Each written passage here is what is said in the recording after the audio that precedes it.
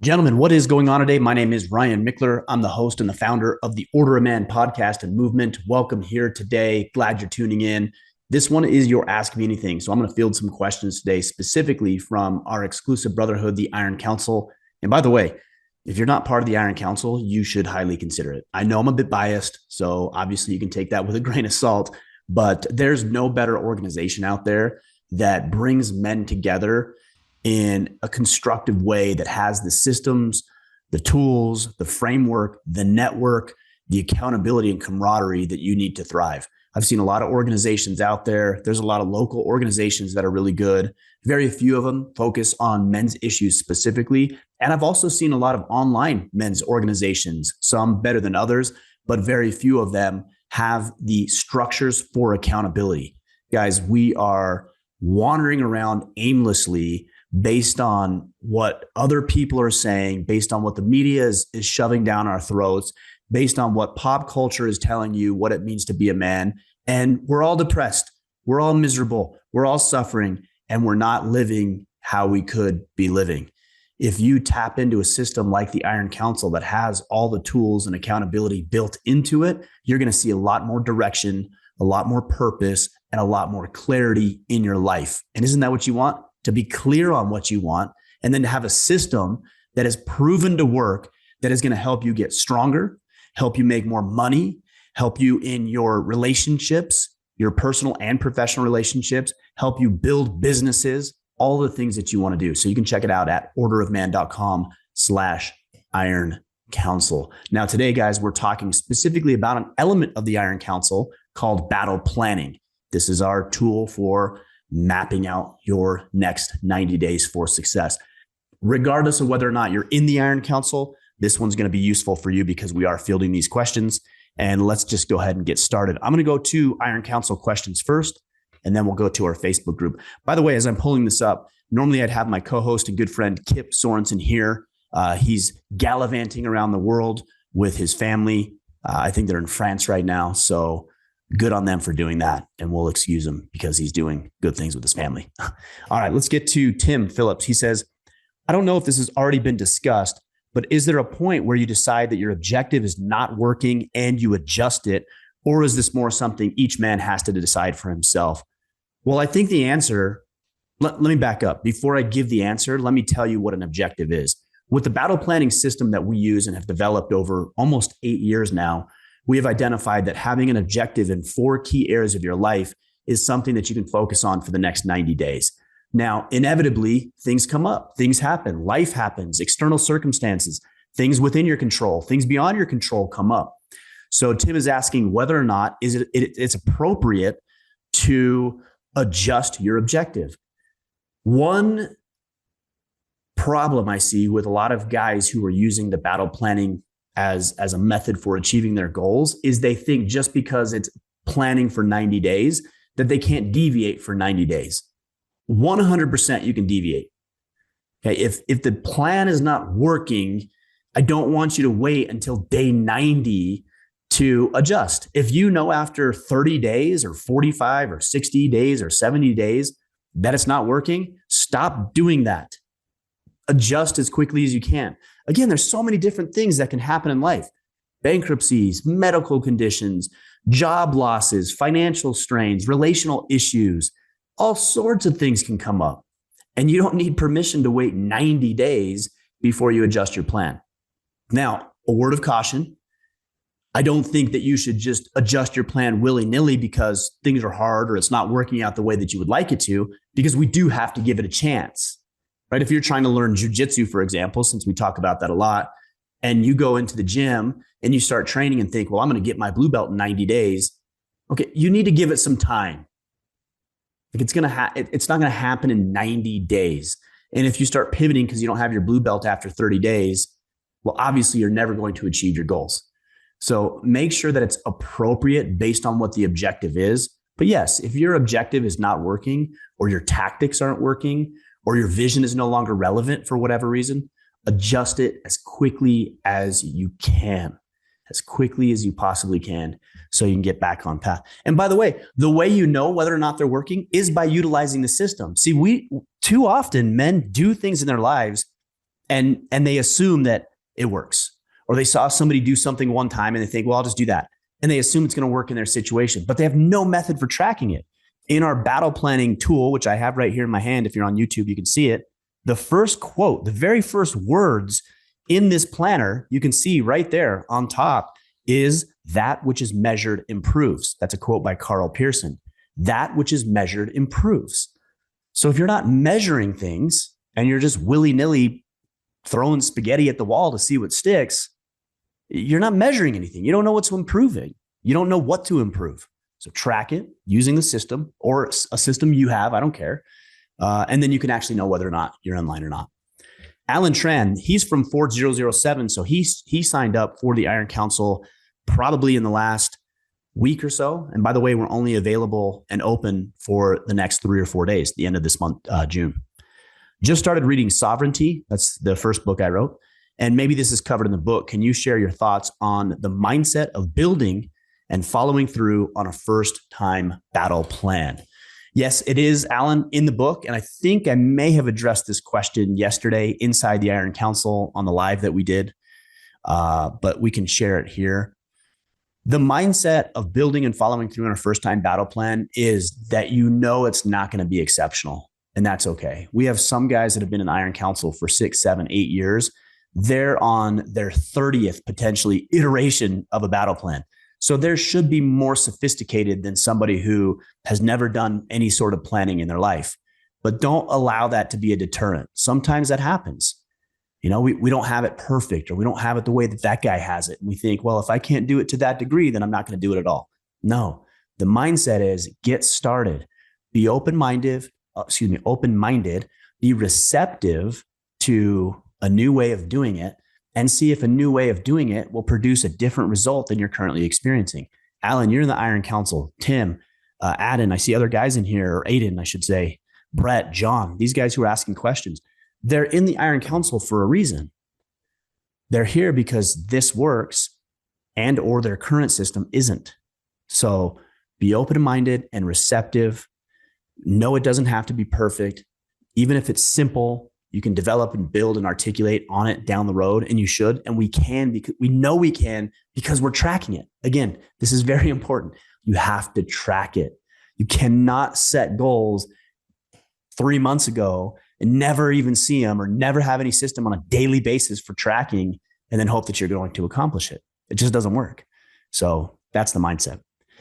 This one comes, I would say Aiden, but I don't know for sure. It's spelled A-D-E-N. I've always seen it with an I, so it's either Aiden or Adden, but I would guess Aiden. 4007, so brand new member of the Iron Council. He says, is there a difference in doing the battle plan on the battle planning app and the official battle planning journal or random notebook, having taken notes from Sovereignty? And what are the advantages and disadvantages of each? Is there a more effective one?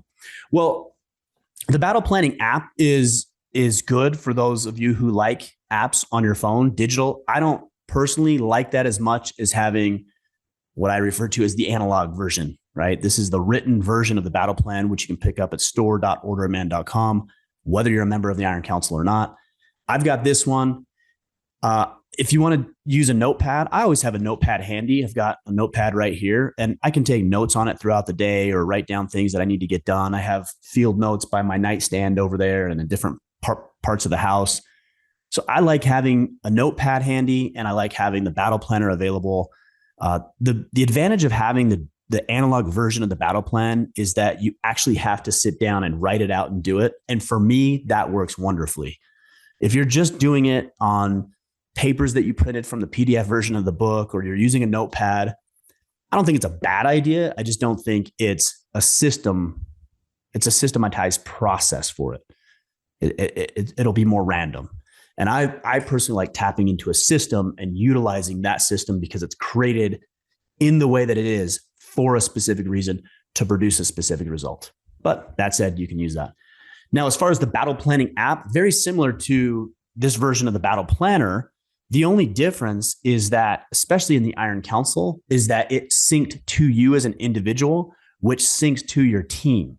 And in the Iron Council, we have teams that work together. These are 10 to 12 to 15 guys all working together. If you're in the battle planning app and you're in the Iron Council, it's going to sync with your team. So somebody's going to be able to pull that up and say, Hey, Aiden, you said you were going to work out every single day this week and you were going to do these workouts at this time on this date. And I can see that of the past 5 or 6 days we've had, you've only done 2 or 3 workouts. What gives? I told you guys we have accountability in the Iron Council. Some of you guys think, well, that'd be really good. That'd be helpful for me. Some of you guys are like, I don't want that. Regardless, we all need it. So that's why it's important to use the battle planning app so your team members see it and it builds in the accountability. And by the way, you should be doing that for your team members too. If you see that John said he was going to read a book or write a certain amount of words every day to write his own book, and he doesn't list that in a battle planning app, and you see that as a good brother of the Iron Council, you should call him and say, hey man, what's up? You said you were going to do 1,200 words a day.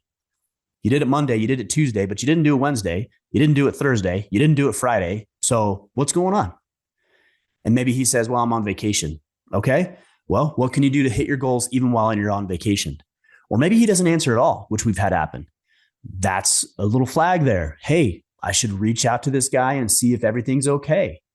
I mean, we've had members who have done wellness checks because people are struggling. We've had guys in the past who were suicidal that a brother reached out and talked them off the ledge. I mean, this is a powerful network of people, but we have the tools in place to make sure we're doing it as effectively as possible. All right, let's go to Brett Huber. He's the XO, so the executive officer for Battle Team Everest. Brett, I appreciate you. He says, is it best for our objectives for each new quarter to build on progress made in the last quarter, or is it okay to bounce around so long as it is moving us towards our vision? I'm not going to say that it's better to do one over the other. And again, guys, I want to reiterate, this doesn't apply just to battle planning. This applies to life. Whether you use this battle planning system or that goal setting method or whatever it might be, these are good questions. So should you build on a previous goal or should you bounce around as long as it moves towards our vision? I'm really glad that you put the disclaimer of moving us towards a vision. It's very, very important that it moves you towards your vision. That's the first thing that we talk about in the battle planning system. You don't get to objectives, you don't get to tactics, you don't get to checkpoints until we know what direction you're heading. If you don't know where you're going, it doesn't really matter what you do. So we're not going to tell you what to do, or at least have you identify what you should do unless we have a heading. That's what we need first. There's our heading. There's the place we're going. Here's our incremental steps along the way. Here's what I have to do every single day to get there on a timely manner. And then here's my checkpoints along the way to ensure that I'm on the path and doing the right thing. That's the method. So first and foremost, it has to be moving you towards your vision. If you want to bounce around a bit, I think that makes sense if your circumstances change. If you go through a major life event, like you get married or get divorced, if you have a child, if you have a business that you start, if you lost your job, any number of things it could be, that's probably going to change some of your objectives. And therefore, I think it's appropriate to bounce around. But I also think it's appropriate to bounce around if you want to try something new and experiment with life. That's part of the reason that I only plan in 90-day segments. Some guys will try to pin me down to what's your plan for the next year? What's your plan for the next 5 years? Bro, I don't even know what I'm going to have for dinner tonight in 2 to 3 hours, let alone what I'm going to be doing in a year. I have a direction. I have a vision for myself. I have a place I would like to go. I have a way that I would like to show up as a man, but I'm agile. I'm mobile. I can move around. I can adjust. I can pivot based on the current circumstances and based on the vision, the heading that I want to go. So if building on something from the previous month works for you, and maybe you're at a level 1 or 2 with whatever that activity is, for example, maybe you have a goal in the next year to do a bodybuilding competition. Okay, well, this quarter, you may want to lose 30 pounds, and that's your objective. Next quarter, you really want to lock in the nutritional side of it so that you can start to get lean, cut, and shredded. The next quarter, maybe it's muscle mass. The next quarter, I don't know. I'm just throwing this out here. So that's building upon what you're doing. But there's other instances where you may bounce around. So I can't give you a direct answer. All I can say is whatever's appropriate based on your vision and based on external circumstances. Okay. John Davies, been with us for a very long time. He's the battle team leader for Team Arete. He says, what does your battle plan look like for Q3? So guys, we do battle planning in 4 key areas. So the first area that we do battle planning in is calibration. And calibration is getting right with your mind, with your body, not your body, that's a different quadrant, your mind, your mental, your emotional health. So for me, I've got some big goals with regards to my emotional health. And part of that is a journaling process that I'm building, that I'm developing. I've done a lot of journaling and I've got so many questions about how to journal. So my goal this quarter is to build out a plan that's gonna be a framework for you guys to be able to use and tap into for your own journaling. Because I get so many questions about how to journal and what to write about and what to talk about and what that system looks like. Now that's a calibration objective, meaning that gets me right mentally, emotionally, spiritually. But in this case, I'm building something out, which is a business venture as well. But in the process of building it out, I'm going to have to do a lot of experimentation to get myself right as well. The next is my connection quadrant. So that's the relationships I have with other people. I'm based on life events. A lot of you know that I went through a divorce in the past year. And so my goal is to connect fully with my kids, to spend a lot of time with my kids. So I've got a lot of things planned. We just got back from a hunt in Hawaii, my oldest son and I. I'm going to Africa here in the next 2 to 3 weeks with my 2 oldest boys.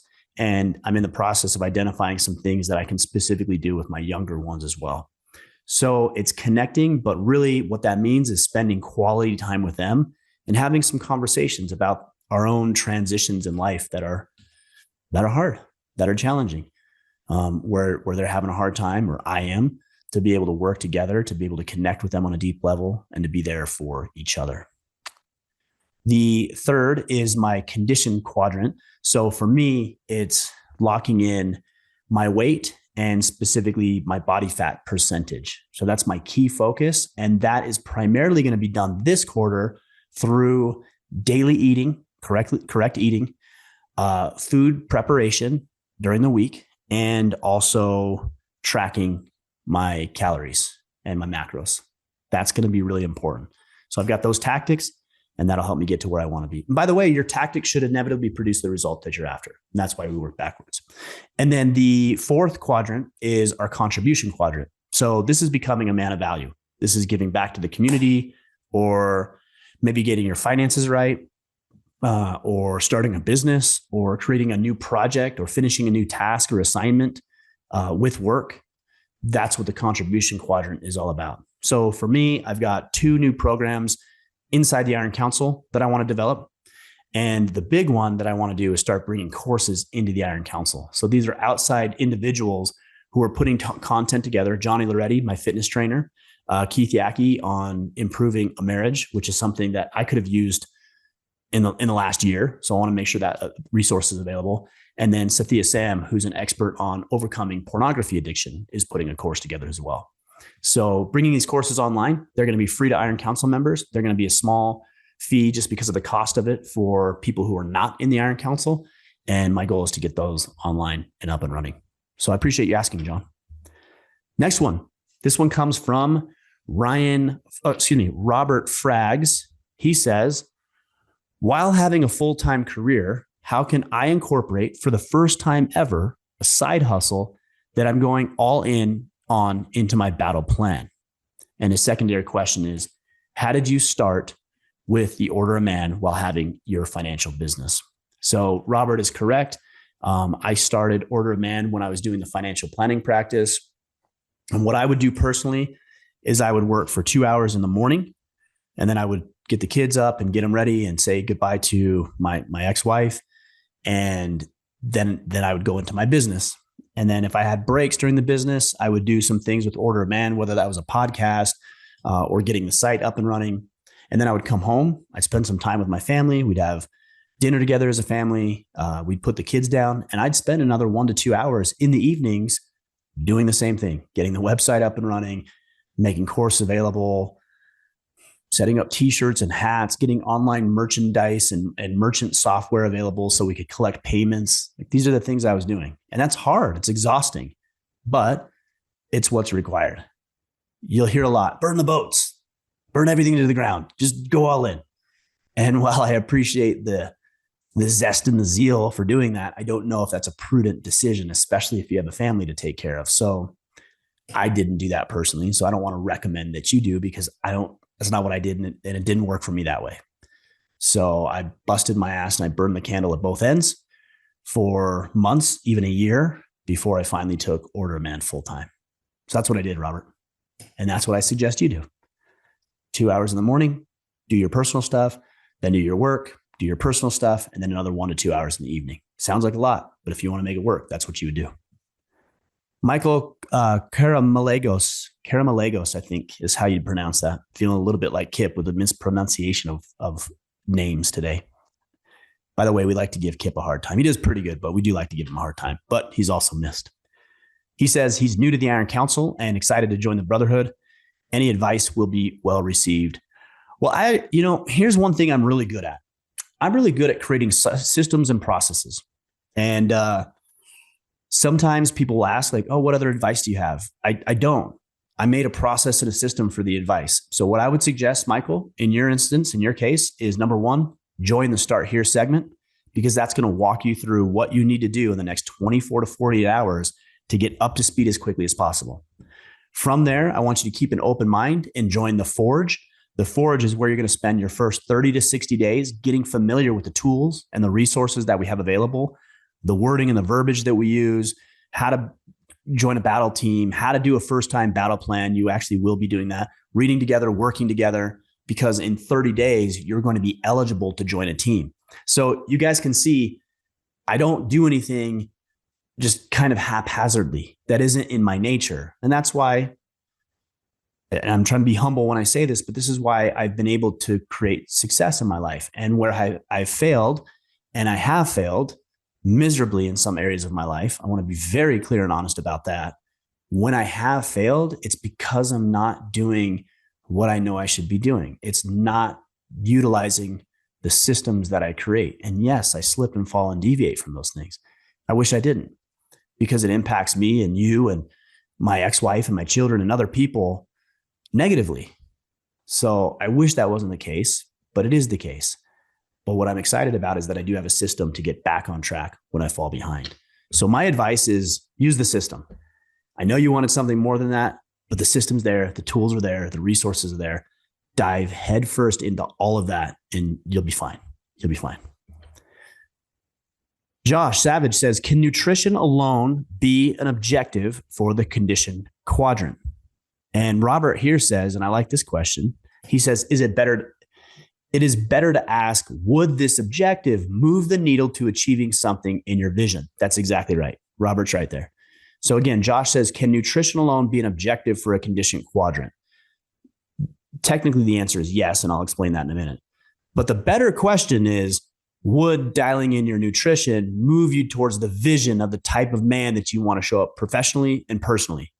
If the answer is yes, it would move me towards that vision, then the answer is yes, you should focus on nutrition as one of your objectives for the next 90 days. So now, that being said, I have to ask, when you say, can nutrition alone be an objective? If I just said nutrition, because that's what you're saying here. So if I just extracted that word and I just said nutrition, that's not an objective. Like, what does that mean? Nutrition. It's just a word. It doesn't mean anything. Now, you might have some meaning for it. And if you do, I commend you, but I don't know what it is based on your question. This is what people do. They're so broad and they're so general with their planning that they don't really ever achieve measurable results, or they cannot do it consistently, or they cannot get back on track if they screw up. So what do you mean about nutrition? Do you mean the amount of calories? Do you mean the type of food? Do you mean food intake? Do you mean intermittent fasting and when you eat? Do you mean cutting out certain things because you're eating too much processed sugar? Like, there's a lot that can go into nutrition. And nutrition alone, let's just say I want to dial in my nutrition. Okay, again, what does that mean and why? Do you want to dial in your nutrition because you're doing a bodybuilding competition? Because that would be different than dialing in your nutrition because you're going to go run a Spartan race. So we need to know what you're doing. So a better objective, just to use it as an example here, is in the next 90 days, I want to complete a Spartan beast in under 3 hours. I'm just throwing out an arbitrary number. Whether I don't know if that's appropriate or not. I don't know.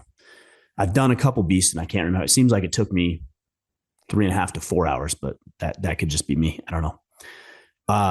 That's a better objective. And then dialing in nutrition. So for example, counting your food, your macros might be a tactic that you can do every single day that will move you towards a Spartan race. Now, some of you might say, well, Ryan, he should probably run too. Yes. And so maybe running is also a tactic, or maybe it's not. You know, we've got a guy in the Iron Council, Logan. He lives here in Southern Utah, and I went and ran a Ragnar with him. That guy should never have running as an objective on his battle plan because he runs every single day. Like, it's not hard for him. It would be like putting brush my teeth as a strategy for personal hygiene so I can look better and get more dates. Like, it just doesn't make sense to put brush your teeth as an objective to your battle plan because you're already doing it. It's not significant. And it's the same thing with Logan. If he puts running on his battle plan, I'm going to smack him because he's already doing that. It needs to be something different that he's trying to push himself outside of his current comfort zone. So Josh, maybe for you, dialing in your nutrition is an important component of that. But again, what is it leading you to? Is it a Spartan race? Is it a bodybuilding competition? Is it just looking good naked in the mirror, having your wife compliment you, which is not wrong, by the way. But what exactly is it? And then specifically with regards to nutrition, what do you mean? Cut out processed sugars, implement a new fasting or a new diet, carnivore diet or keto diet. Is it cutting out processed sugars? Is it only eating within a certain window or a certain amount of time? I don't know, but you got to get specific with that. Okay. Lots of good questions, guys. Now, I am flying through these a little bit because I do have a meeting this afternoon, a very important meeting that I'm excited to tell you guys about here very soon. But I wanted to make sure I got this to you and I get it to our podcast editor so he has time to clean it up and make it sound real nice for you guys. Let's go over to Facebook. This is our group at facebook.com/groups/order of man. The first question comes from Brian Sense. He says this: Hey, Ryan, I think the biggest thing for me is getting over a fear of failure. Recently, I've been afraid to make certain decisions because I'm too attached to the outcome. While I have not made catastrophically bad decisions, I feel like I have made some less than optimal ones. Welcome to the club on that one, Brian. And I've made bad decisions. So regardless, he also says, and those mistakes have set me pretty far back, but I know that I have to keep moving forward. So my question is, how do we reconcile with our fear of failure? This fear that another mistake will leave me tumbling in a pit. Well, I think the first thing is acknowledging that fear is real. Too many people hide it and pretend it doesn't exist. It does. I mean, we're all afraid of things at times. And if we don't address that fear and recognize that we really are concerned with aspects of life, then we're not giving a face to that enemy. And I think fear is an enemy. It can be used to shore up some areas of your life, but ultimately that fear is attempting to suppress your path forward. It's a lot like Stephen Pressfield's The Art of War. The War of Art. I always get those two backwards. The War of Art. He talks about the resistance. Fear is a mechanism of resistance, and it will keep you from driving forward. So acknowledge the fear. Another thing that you can do is you can play out worst case scenarios, and that's actually a healthy practice. If I do this, then. If I start my business, then that will take away from time at my 9-to-5 job. If I step out on my wife, then she will not want to be married anymore. If I engage in pornography or this behavior or addiction or whatever it could be, then here is the result of that. I'm giving you negative examples, but there could be other things that aren't negative, like starting a business or going to run a Spartan race. So if I train for a Spartan race, I will have less time with my family. That would be an important consideration. You'd probably want to know that so that you can talk to them about what it's going to take for your training in order to successfully complete that Spartan race. So we want to visualize and map out what could happen. Even if things go wrong, what could potentially happen. But another thing that I think we need to acknowledge is that not as everything is as catastrophic as we make it out to be. In fact, most things aren't. You're not performing brain surgery, I don't think. You're not building a rocket to go to the moon or a submarine to go see the Titanic. Like, there's catastrophically severe, dire consequences if things fail in those environments. But that's probably not what you're doing. Now, you could be starting a business and lose your $20,000 startup cost. Is that catastrophic? I don't know your financial situation, but I would say, to me, that's a trade that I'd be willing to make personally. Can't make that decision for you, but I would make that trade, because that 20,000 might turn into 200,000 or 2 million, and it might impact thousands or tens or hundreds of thousands of people's lives. So I'm okay with that decision. So I think the best thing that you can do with regards to your fear of failure is acknowledge that you have fear, acknowledge that there are some consequences to what you might be doing, and also play it out, and then realize it's not as catastrophic as maybe you're making it out to be.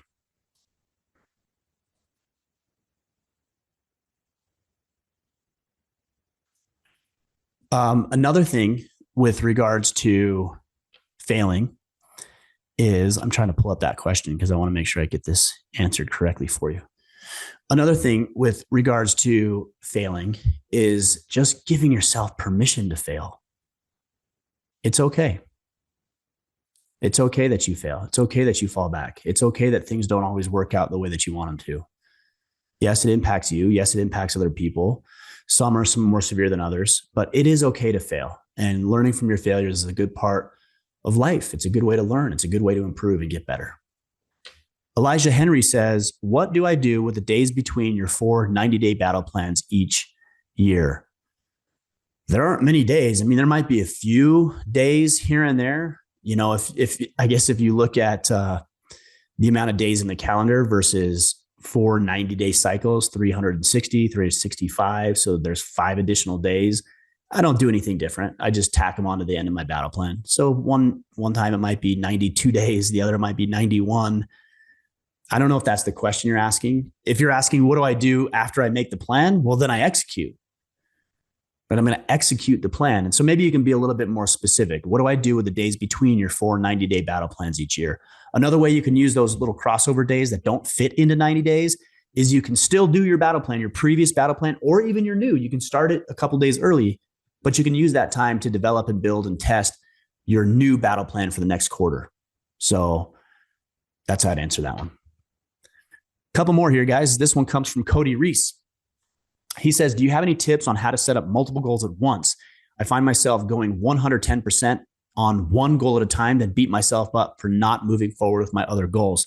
Man, I wish I had a whiteboard for you, but I want you guys to consider the concept of work-life balance, because this is something that we hear a lot about. Like, how do you balance between work and life? And what most men are asking when they ask that question is, what is the perfect ratio for time spent and invested at home versus time spent and invested professionally?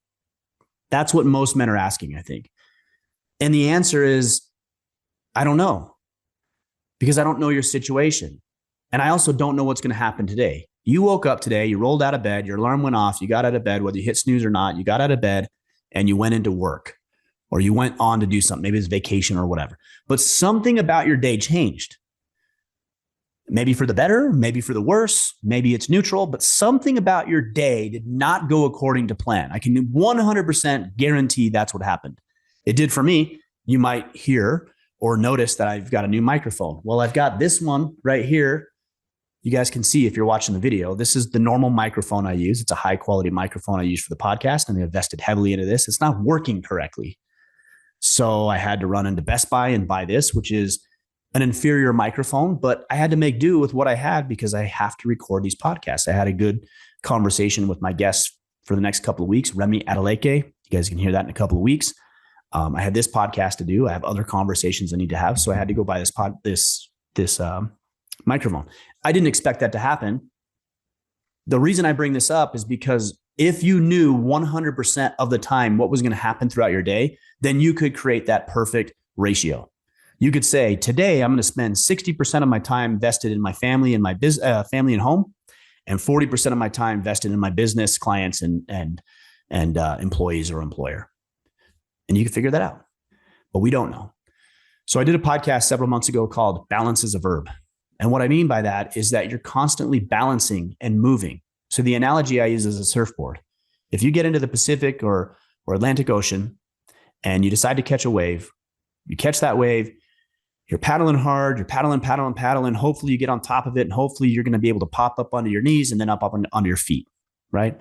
Then you get up onto your feet and you're reading the wave. So the first time you ever get up on your feet, you probably just go straight and just kind of wobbly hop along, hoping that you ride the wave as long as you can. But after 1,000 times of doing it, you're cutting left, you're cutting right, you're braking. Maybe you're even trying some tricks and cutbacks. I don't even know what they're called because I don't surf, but you get the analogy. You're on a longboard, you're moving forward, you're moving back, you're literally walking on the board, you're doing things, you're dynamic. Balance is dynamic. On a wave, it's constant adjusting to thousands of little factors and little feedback and variability in the wave. It's forward leaning, it's backwards leaning, it's back, it's front, it's left, it's right. Same thing with life. If I'm here doing this podcast and I get a knock at the door, or I get a call and somebody calls me 3 times in a row, that's probably an emergency. So I'm going to stop podcasting. I'm going to get on the phone, and maybe it's because my daughter broke her leg. My situation just changed. So now it goes from investing so much time into the business to investing more time into my daughter in this case. And that's what I'm saying. We have to be able to read the environment, read what your people need, read what your goals are, read what fires might come up. You can actually get ahead of those preemptively, so you don't have to worry about adjusting. But if we wrap our heads around the idea of balance being a verb, meaning it's active. So a verb would be like jumping. Nobody thinks you just stand there and you just jump. No, you load your body, you load your legs, you squat down, you start to explode, you start to extend, you come up in the air, you drop down, you land, and you don't land stiff-legged, you bend your knees and you catch yourself. Jumping is dynamic. Balancing is also dynamic. It's not a static thing. I hope that analogy helps. David Osbernson. I recently visited my parents with my kids. My dad has been suffering with Parkinson's for the past 4 years. Sorry to hear that, brother. That's hard. And he's really going downhill. He just turned 80 years old. My question is, why is it hard to see your dad, who was once strong, a strong, able-bodied man, all of a sudden is just skin and bones? Well, David, first, I'm sorry to hear that. I lost my father several years ago, about 5 years ago now. He was younger. He was in his 60s. And unfortunately, I missed his death, his last breath, I should say, by about 30 minutes. And I walked into the hospital and into his room, and all that was there was this lifeless body of my dad. And it was hard to see him in that state because I'd put him on this pedestal. I'd seen him do things, and he wasn't always the greatest father. Neither am I, by the way. He wasn't always the greatest father, but there were redeeming qualities about my dad that I really loved. You know, I really loved my dad. And there was things about it that were hard for me to wrestle with, because when we are boys, we look up to our father so much, literally and figuratively. I mean, we're looking up to connect with them. We see what they do and we think it's heroic. It might not be, but we think it is as young boys. And we see this able-bodied man, like you said, who is strong and who would carry us and would lift things and work on cars and fix the house and love our mothers. And like, this is what we saw. And typically we have romanticized versions of life, right? Think about an experience that you had that you really, really enjoy. Like, you look back on it fondly. So one I have is a couple of weeks ago, my oldest son and I were in Hawaii, and we shot this goat, and it was a really hard situation. The goat had fallen 300 feet. We had to go down this cliff to get this dang goat, cut him up, hike him back out. It was hot. It was miserable. We almost got the car stuck. Like, it was a disaster by all accounts. And yet I'm like, oh, that was so fun. That was so fun. Was it though? Like, was it fun? I remember it being fun, but then if I'm objectively looking at it, I'm kind of thinking, no, it wasn't fun. We had to descend down this cliff. I had to do it 2 or 3 times because I couldn't find the dang thing and I didn't want to leave it down there because that's something I wouldn't do. Descended this cliff a couple of times. I was hot. I was tired. We ran out of water. We had to break this thing out in the heat. It was 11 or 12 in the afternoon or late morning. And then we had to hike it out with this extra weight that we were carrying around. Like, it was not fun if I actually go through the details, but I remember it fondly.